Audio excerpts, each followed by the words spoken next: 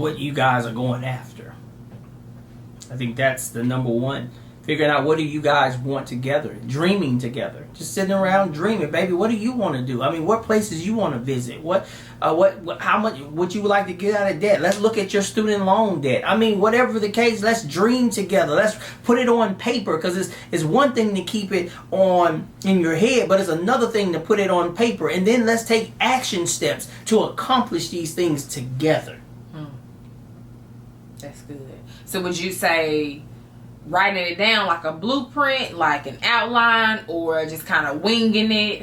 What would you say would be the best suggestion? I believe that we serve a God that has always been intentional. And the reason I say that is because Jesus was set to take on the sins of the world before the world was even created.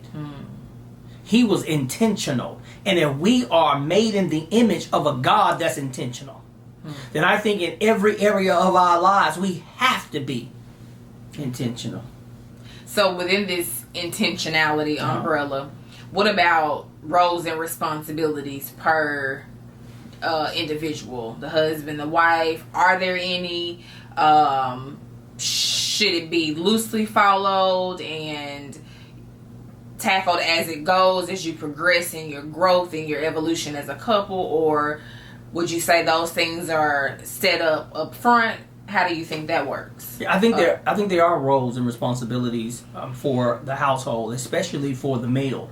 The male has the responsibility of not always being the loving and being honored, because sometimes what you do goes unweighed and overlooked because the nature of being a man. Plus, we live in a society that does not uplift fathers and praise fathers. That's what you're supposed to do.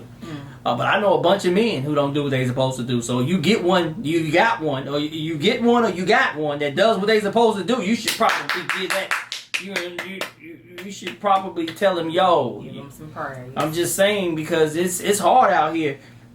But I do believe in the roles. For example, this is just an example of the point guard is responsible for bringing the ball down the court in basketball.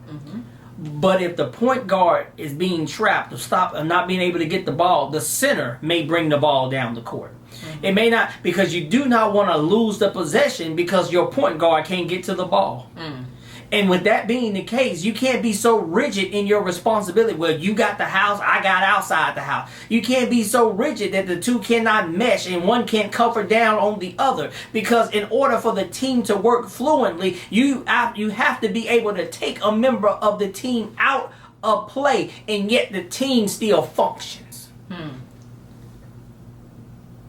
That's the idea or the epitome of success. Because if you take one person out the game, can the team still manage? Can you still make plays? Can you still put some points on the board? Regardless if it's only one person in the household that's able to do something due to sickness, illness, or dealing with something of their loved ones, and they're not available to give 100% to the family because their attention is averted elsewhere. And if that is the case, can the team keep functioning? I think in Ephesians talks about the man's role in the home, because the man is responsible for all of the day-to-day stuff in the household and providing leadership. And it doesn't mean that the man does not take anything from his wife. That's not what I'm saying. I'm simply saying that he is responsible. So, for example, if my family gets evicted and we're living outside underneath a bridge, people are gonna say, why does Ernest got his family living under a bridge?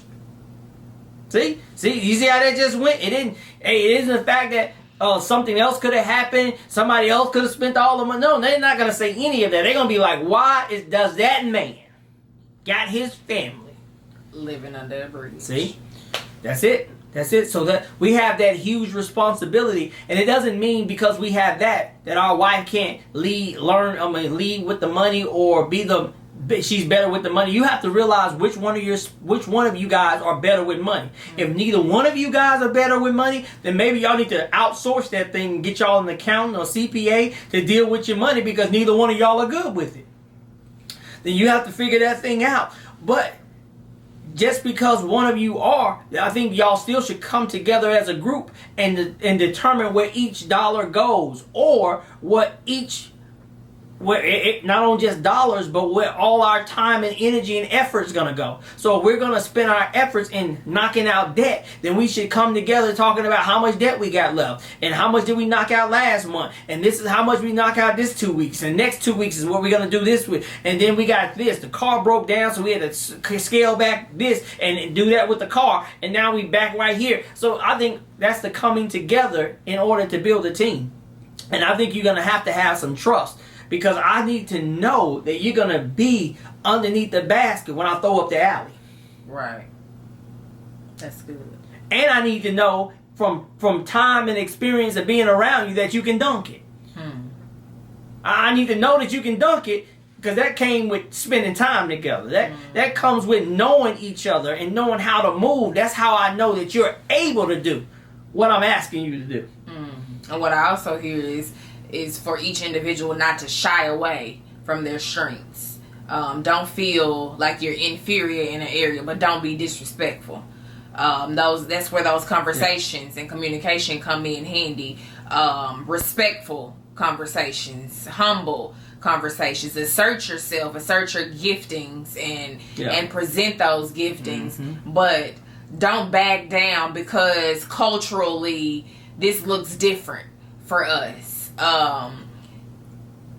Your home will be successful based off of what you have established, the foundation and the principles and guidelines that you've put in place, not based off of what Susie and Joe does in their household or what your parents did in your household growing up. That may not work for you. So it'll be best to have that conversation with your spouse on what does this look like for us to grow well together and to be our best selves in this union.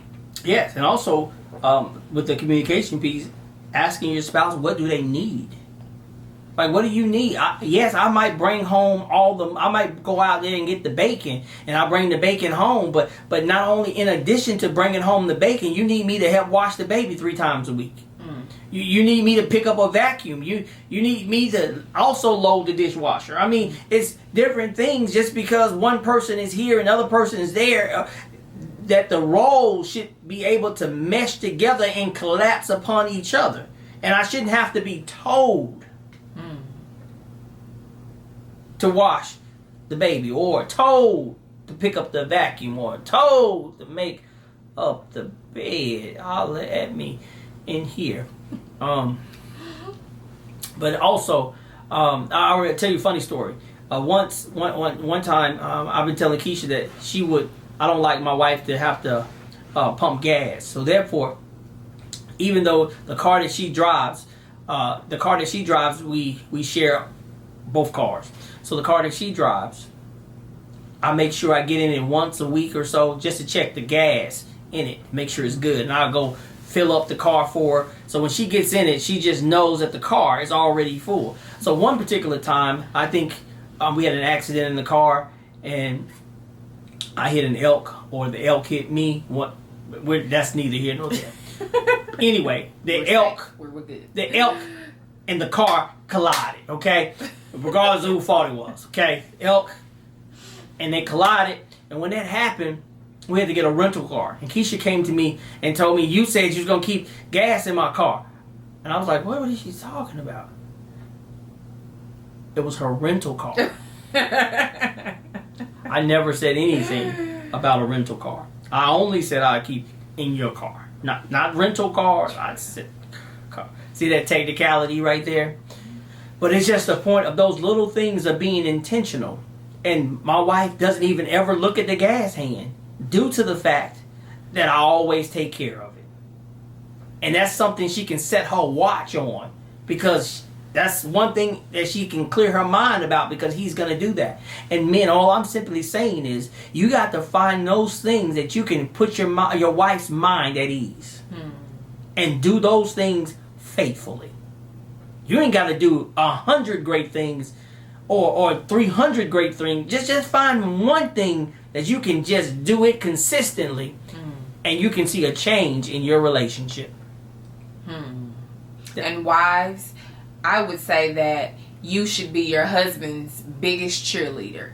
when you think about some of the things that they encounter outside of your home, you probably couldn't even begin to imagine just the way they have to compete, the way they have to present themselves, the way they have to communicate, just the way that they have to present themselves in the outside world. So when they come back home, they are anticipating the love, the respect, the appreciation, the jubilant spirit when you all encounter one another, because they have already encountered the world sometimes in a very harsh manner. So you want to be their biggest cheerleader, and I'm sure you want your husband to be your cheerleader as well. So you could reciprocate that cheerleaderness, if you will. Switch out pom-poms. Your turn to have the pom-poms.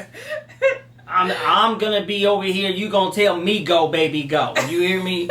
All right. So, hey, so that's the first lesson, and we're glad that you stick with us, and we look forward to the second lesson.